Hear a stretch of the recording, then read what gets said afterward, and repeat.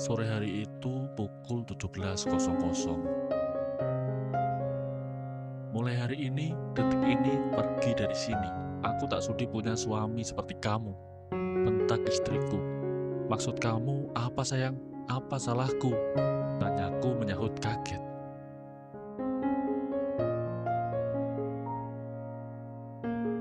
Saat ini, aku sedang duduk di kursi tamu sembari menikmati secangkir kopi dan satu batang rokok. Sudah, gak usah terlalu banyak bicara, Don. Sekarang, kemas semua barang-barangmu dan pergi. Bentaknya yang kedua kali keluar dari bibir indah istriku. Sesaat kemudian, aku langsung bersujud minta diberi ampunan. Jangan sayang, aku mohon, jangan usir aku dari rumah ini. Kalau aku pergi, bagaimana dengan anak-anak kita? Aku memelas memohon. Halah, sok peduli. Selama ini kamu itu kerjanya nganggur. Apa yang mau kamu kasih ke anak? Perhatian, nggak penting, jawab istriku sambil membulatkan bola matanya. Kalau sekedar perhatian, aku bisa ngasih. Yang dibutuhkan sekarang itu uang. Aku gak mau lagi hidup dengan laki-laki miskin seperti kamu. Don, cepat pergi sekarang, sambung istriku sambil menunjuk jari tangan ke arah pintu. Terang saja jantungku berdegup kencang. Ucapan istriku terlalu kasar, bagai belati tajam menggores kulit. Hatiku terasa tertusuk-tusuk.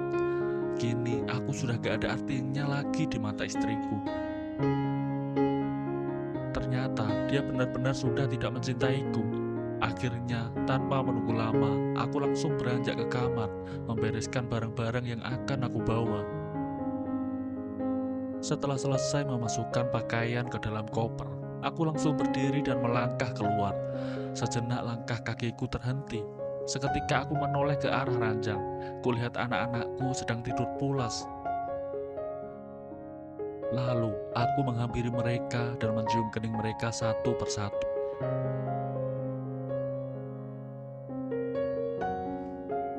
Maafkan ayah, nak. Ayah harus pergi. Kalian jangan nakal ya. Ayah janji setelah sukses nanti, ayah segera kembali. Batinku sambil mengelus rambut mereka. Dan perlahan air mataku menetes membasahi pipi imut mereka. Lalu aku mengelap tetesan bening itu dengan selimut. Berat hatiku ingin meninggalkan mereka, namun apa daya, istriku sudah tidak mau lagi hidup bersama denganku.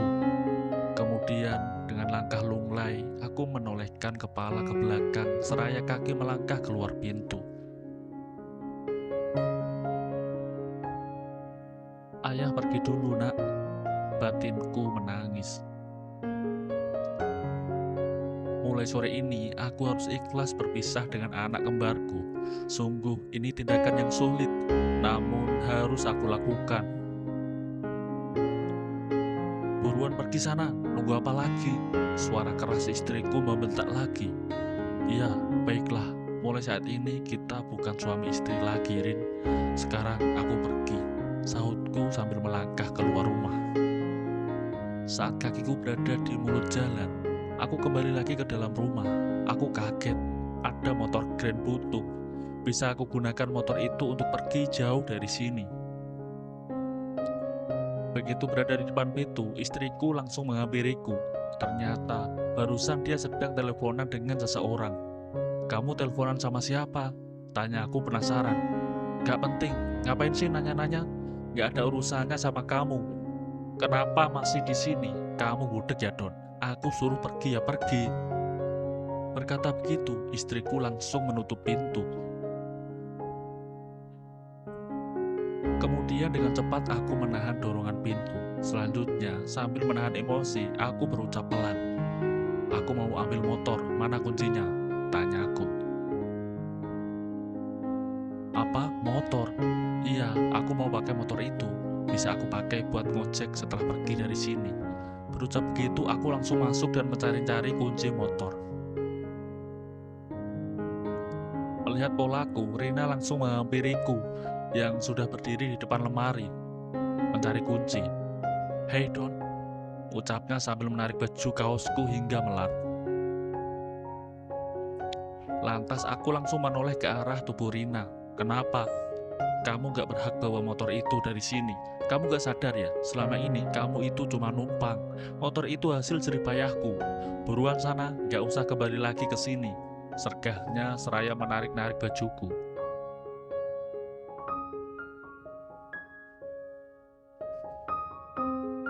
Seketika saja emosiku meluap, lalu aku mengangkat tangan setinggi kepala dan kuayunkan ke arah wajah wanita durhaka itu. Namun berhenti sesaat, mendadak aku ingat perjanjian sebelum menikah bahwa aku gak boleh KDRT. Melihat tanganku yang sedikit lagi menempel di wajahnya, Rina terperanjat, lalu mundur ke belakang, kemudian berucap seraya membentak. Apa? Mau pukul? Hah? Kamu pikir aku takut sama kamu? Ayo pukul aku sekarang, pukul! Teriaknya mencoba mendekatiku. Aku cuma diam seraya menghela nafas, air mataku jatuh. Untuk selanjutnya aku mencoba menahan emosi dan perlahan melangkah keluar tanpa banyak bicara. Kemudian, bruk, seketika suara pintu ditutup lagi oleh Rina dengan begitu keras.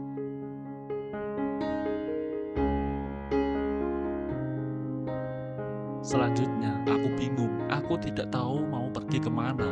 Akhirnya aku putuskan berjalan tanpa tujuan. Aku ikuti saja kemana arah kaki melangkah.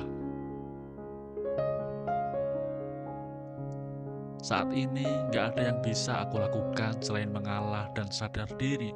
Rina memang sudah bosan hidup bersamaku. Aku memang bukan laki-laki baik. Selama menikah dengan Rina, aku hanya bekerja sebagai tukang ojek pangkalan. Sedangkan Rina sendiri bekerja sebagai PNS di salah satu instansi pemerintah di kotaku, golongan 2B.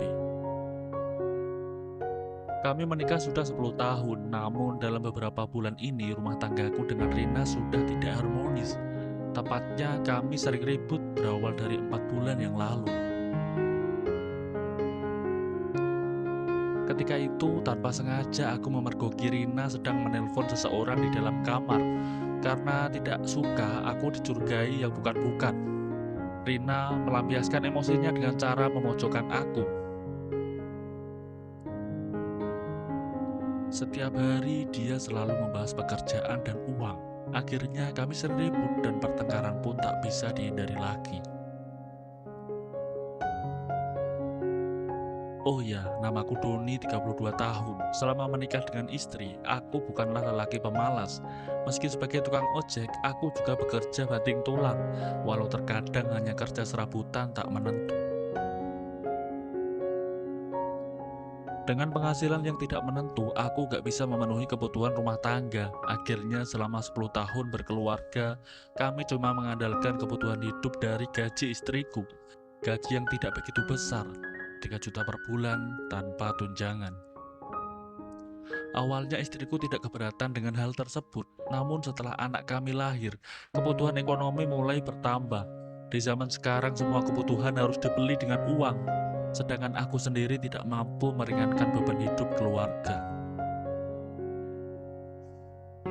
Saat ini masing-masing anakku berusia 5 tahun.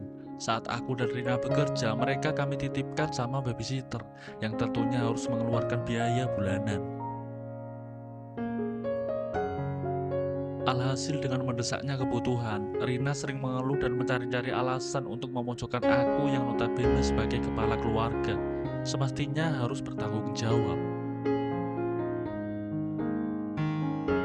Sebagai pria yang sadar dengan keadaan, aku sudah berusaha sebaik mungkin untuk bertanggung jawab menafkahi keluarga. Namun apa dayaku, tak ada yang bisa aku lakukan selain kerja serabutan dan mengojek. Maklum, aku bukan orang yang berpendidikan seperti Rina. Sekolahku saja hanya batas kelas 2 SMP.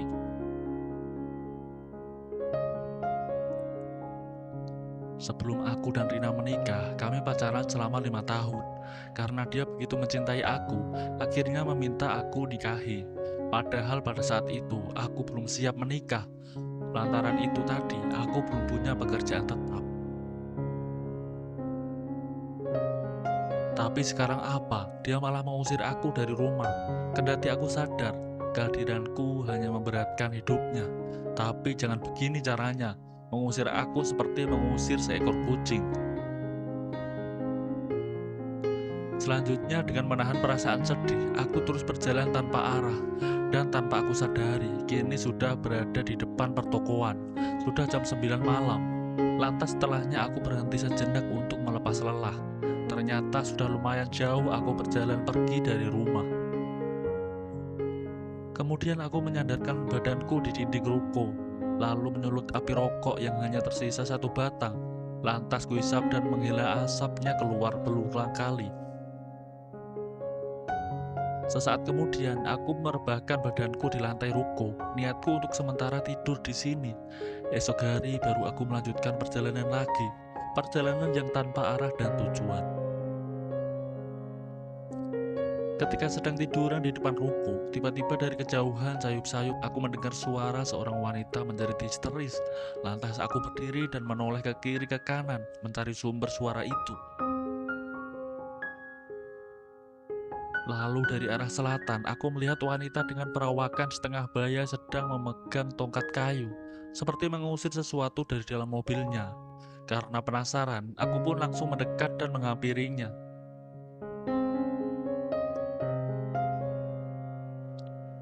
"Ada apa, Mbak?" Tanyaku begitu berada di samping mobil. Wanita itu langsung menoleh dan dengan serta-merta dia memeluk badanku. Terang saja, aku kaget. "Ada apa ini?" batinku. Sambil memendam kepala di dada, tubuh wanita ini gemeteran, dan kemudian dia berucap histeris, "Bang, tolong, ada ular di dalam mobilku," teriaknya. "Hah, ular?" Tanyaku kaget. "Iya, di dalam bang, tolong usir bang, aku takut." Berucap begitu, dia langsung melepasnya dan beralih ke belakang punggungku. "Mana tongkat kayunya, Mbak? Biar aku usir ular itu," ucapku sambil meraih tongkat kayu yang ada di tangannya. "Ini, Bang," sahutnya sambil menahan takut. Dan selanjutnya, tidak butuh waktu lama, aku sudah berhasil membuang ular yang menyelinap ke dalam mobil wanita itu. "Waduh, makasih banget ya, Bang. Untung ada kamu. Kalau gak ada kamu, aku gak tahu harus gimana," ucapnya lega. "Iya, Mbak, sama-sama," sahutku. "Tapi kok ular itu bisa masuk ke dalam mobil ya?" Tanyaku penasaran. "Tadi aku sengaja berhenti di sini mau nelpon Risa pembantuku. Kan gak baik nelpon sambil mengemudi." "Oh begitu, ya sudah, lain kali hati-hati ya Mbak," sahutku seraya melangkah pergi. Sebentar, nama abang siapa?" tanya wanita ini menahan langkah kakiku, lalu mengulurkan tangan. Aku Doni Mbak, Mbak sendiri?" tanyaku balik. "Namaku Laras Bang." "Oh iya, sudah aku pergi dulu ya Mbak. Jangan lama-lama berdiri di sini, takutnya ada ular lagi," ucapku. Tunggu, kamu jalan kaki kan Bang?" "Sebagai ucapan terima kasih, aku antar abang pulang ya," tawarnya sambil membuka pintu mobil. "Wah, gak usah Mbak, aku juga lagi bingung gak tahu mau kemana." "Gak usah deh, makasih tawarannya," sahutku menolak. Mendengar ucapan terakhir dari mulutku, mendadak wanita bernama Laras ini terpaku sesaat. Lalu kemudian dia berucap, "Abang dari mana? Kok gak tahu mau kemana?" tanyanya penasaran. Mendengar pertanyaan itu, sesaat aku diam, menggaruk kepala lalu berpikir sejenak. Tidak mungkin aku menceritakan problem rumah tanggaku dengan wanita yang baru saja aku kenal. Dan akhirnya dengan berbohong aku menyahut, "Aku dari desa, Mbak, datang ke sini mau cari kerja, tapi belum dapat. Untuk sementara aku tidur di depan ruko itu," sahutku sambil menunjuk ke arah ruko yang tadi aku tempati. "Oh, begitu ya Bang," sambil mengangguk-angguk kepala. "Begini saja Bang, kerja di rumahku mau nggak?" sambungnya bertanya.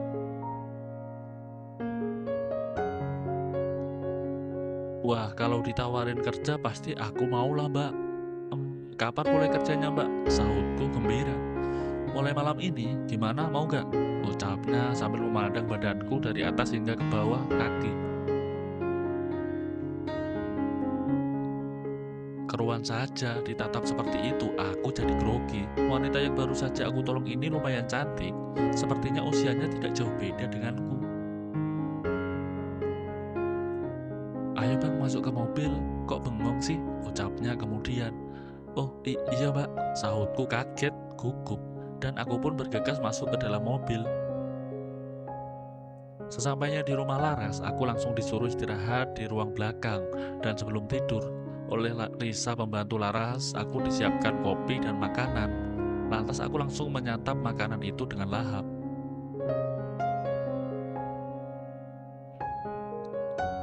Setelah merasa kenyang, aku memutuskan untuk istirahat. Badanku terasa sangat lelah karena seharian berjalan kaki, dan saat aku hendak merebahkan badan di atas ranjang, tiba-tiba Laras memanggil aku dari luar. Lantas aku pun langsung berdiri membuka pintu.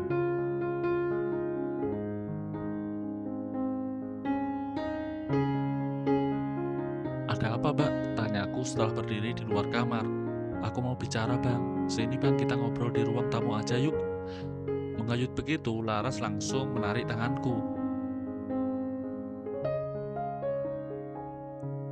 Setibanya di ruang tamu, Laras menjelaskan pekerjaan yang akan diberikan kepadaku, yaitu menjadi sopir pribadinya, karena sopir lama sudah mengundurkan diri beberapa minggu yang lalu. Kebetulan aku bisa mengemudi. Dengan senang hati aku menerima tawaran kerja itu.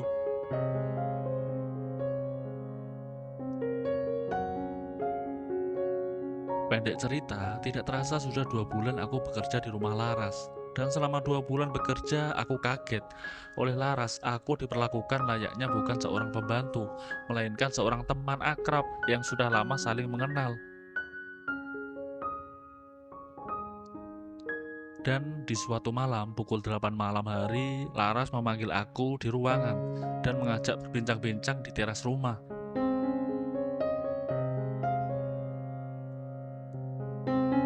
Bang, ucap Laras begitu aku sudah berada di sampingnya. Iya mbak, sahutku pelat. Abang sudah lama ya cerai sama Rina? Tanyanya memulai obrolan.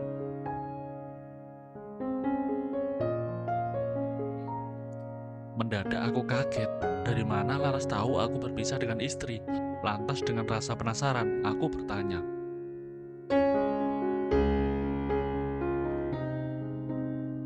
Kok kamu bisa tahu mbak? Tanya aku. Seminggu yang lalu, Risa nemuin buku ini. Menyahut begitu, Laras menunjukkan buku diariku di tangannya. Waduh, seruku heboh. Ternyata buku diari yang kucari selama ini disimpan sama Risa. Seharusnya dia kembalikan ke aku. Ini malah dikasih ke Laras.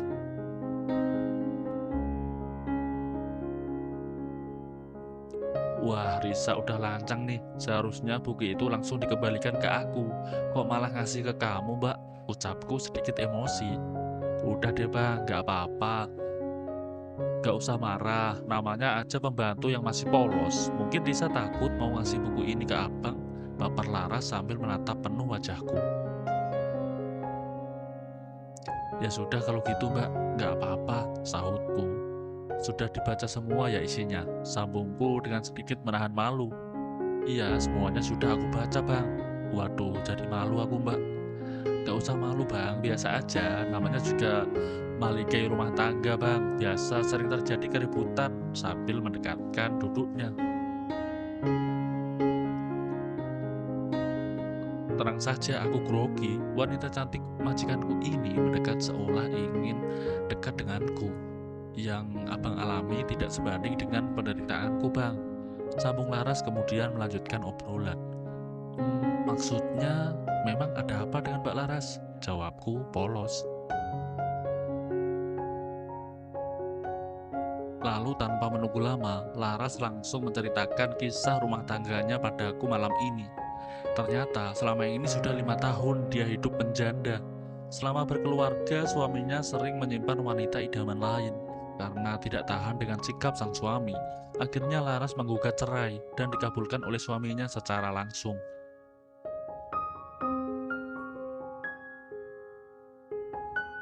Saat ini dia belum memiliki anak.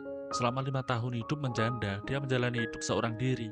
Dia bercerita kalau selama ini dia kesepian, harta banyak dan kekayaan yang melimpah tak sanggup membuat dia hidup bahagia.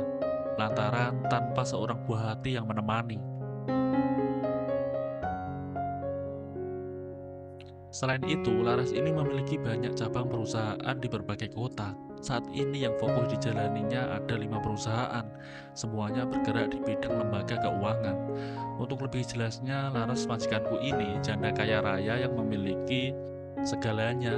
Rumahnya juga besar, laksana istana Romawi.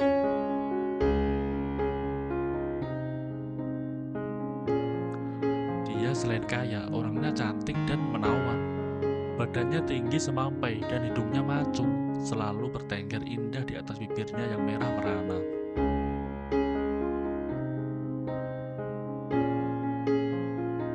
Dari obrolan yang aku ketahui malam ini, Laras baru berusia 35 tahun. Dan jujur, sebagai lelaki yang telah menduda, malam ini aku merasakan ada gejolak yang membara di dalam dadaku. Melihat perlakuan lembut dari Laras, aku merasa seolah telah jatuh cinta.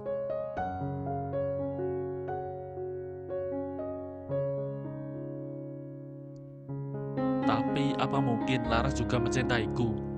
Yang jelas-jelas aku ini seorang supir, tidak ubahnya seorang pembantu majikan. Rupanya anganku terlalu jauh, bagai pungguk merindukan bulan. Adalah sesuatu hal yang mustahil aku bisa menjalin cinta dengan majikanku sendiri. Apalagi dia seorang janda kaya raya. Terus kini Tony di mana, Mbak? Tanyaku melanjutkan obrolan. Dari info yang aku dengar, sekarang dia menikah dengan wanita penghibur, Don. Apa? Tanyaku kaget bukan main. Kok dengan wanita penghibur? Aneh, jelas-jelas Mbak Laras ini cantik. Kok Tony sebodoh itu mau menikah dengan wanita lain, penghibur lagi? Sambungku heran. Ya namanya orang kalau udah jatuh cinta bang, siapapun orang itu pasti terlihat indah di matanya. Iya juga sih mbak, tapi aku heran aja mbak. Istri cantik kaya raya kok disia-siakan demi wanita penghibur. Timpalku keceplosan. Seketika aku sadar, tanpa sengaja aku memuji Laras secara langsung. Kalau aku menyimpulkan hal itu biasa aja kok Don, karena saat ini aku mengalami hal yang sama. Sama gimana? Ya sama dengan Tony, dia jatuh cinta sama wanita penghibur. Kalau aku jatuh cinta sama karyawanku sendiri. Seketika aku kaget dengan jawaban Laras, tapi aku berusaha tenang, lalu menjawab pelan. Oh begitu ya. Kalau boleh tahu siapa laki-laki yang beruntung itu, Mbak? Tanyaku langsung. Laras diam sesaat, gak langsung menjawab. Lalu dia mendekati kursi dan duduk lebih dekat di sampingku, sangat dekat. Sementara jantungku berdegup kencang melihat sikap Laras yang secara tiba-tiba langsung memegang tanganku, lalu menggenggamnya erat-erat.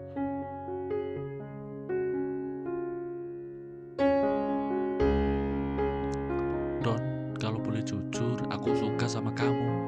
Karyawan yang aku maksudkan itu adalah kamu, Don. Hah? Kamu serius, Mbak? Tanyaku kaget, gugup, tapi gembira. Iya, aku serius.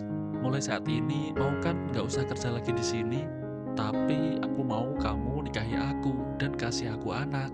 Gimana, mau kan Don? Tanya Laras dengan serta-merta langsung memelukku dengan erat. Akhirnya malam ini aku tak berdaya, namun aku terlena oleh cinta. Padahal baru saja aku memikirkan tentang perasaanku pada Laras majikanku sendiri. Tanpa aku harus berjuang, cinta itu hadir dengan sendirinya. Sungguh, ini hal yang sulit dipercaya.